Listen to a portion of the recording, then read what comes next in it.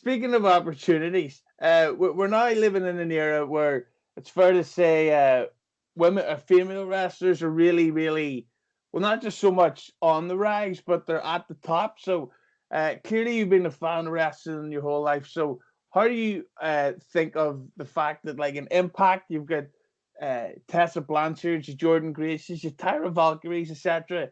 And then, of course, WWE, we're about to have women headline Mania for the first time. So, what do you think about the rise or the change in the female side of the business? I think it's great, and I think that people oftentimes really are overreacting and being. Well, let me say it like this. Let me rephrase this whole thing. It's definitely good.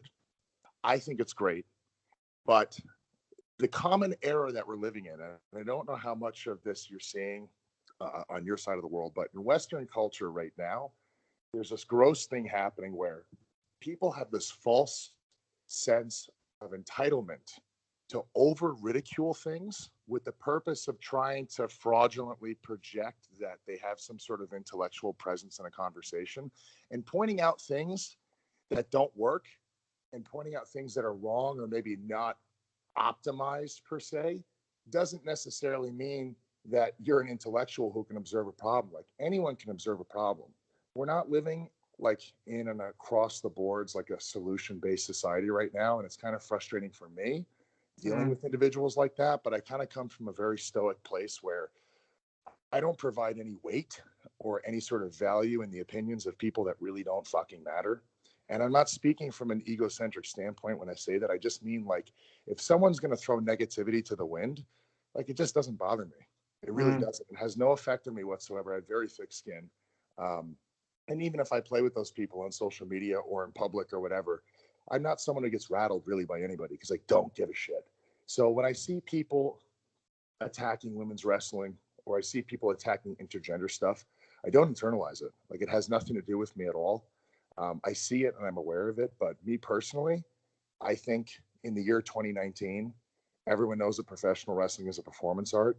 And I don't see any validity in trying to protect certain parameters the way fans think those parameters need to be protected.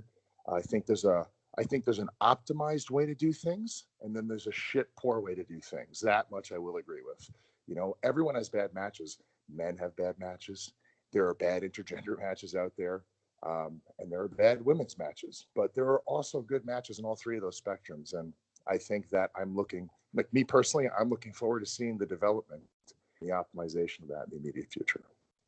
Yeah, because like, just I was sort of arguing with a guy recently on Impact. There was Tessa Blanchard versus Jordan Grace, and they fucking tore the house down. It was brilliant. And the first thing the guy said was, he goes, "Yeah, and they both have nice arses, or asses, I should say." And it's like, but what's that got to do with it? Like, Killer Kross has got a great arse. We're not paying attention to that. Sure. And I mean, and you know what? Like, if people are, then so be it. Like, they train really hard and they want to look attractive, and you know, they're wearing certain outfits to elicit a certain enjoyable response, I should say. I mean, I won't speak for them, but I mean, they're both in the industry, and I mean, if that's the guy's focus, then that's on him. But you know, they're not out there for that specifically. They are out there to engage you and entertain you in the performance art of pro wrestling. So I know what you're saying.